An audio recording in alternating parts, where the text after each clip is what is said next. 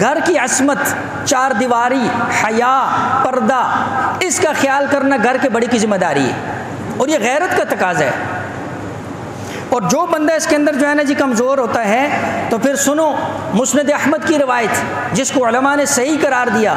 اللہ کے نبی علیہ الصلوۃ والسلام نے فرمایا ثلاثۃ قد حرم اللہ علیہم الجنہ، تین لوگ ایسے جن پر اللہ نے جنت کو حرام کر دیا ہے۔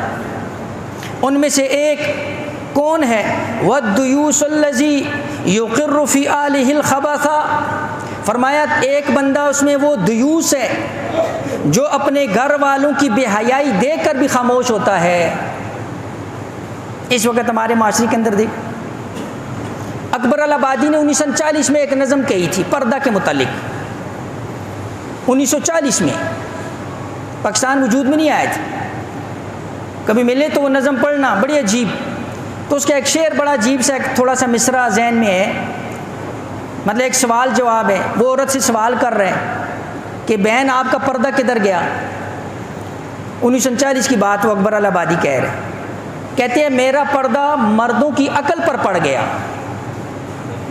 میرا پردہ مردوں کی عقل پر پڑ گیا۔ آج آپ دیکھ لیں ہمارے معاشرے کے اندر بیٹی کی بے حیائی دیکھ کر خاموش، بیوی کی بے پردگی دیکھ کر خاموش، اولاد کی جو ہے نا جی بے غیرتی بے حیائی دیکھ کر خاموش۔ میں نہیں کہہ رہا، اللہ کے نبی کی حدیث کہہ رہی، کسی بھی جگہ جا کر آج کل تو ویسے بھی ہر بندہ کہتا ہے جی میں گوگل شریف سرچ کروں گا، سرچ کرو دیوس کا معنی ذرا دیکھو، دیوس کس کو کہتے ہیں اور حدیث میں کتنی حدیث اس دیوس کے اوپر آئیں۔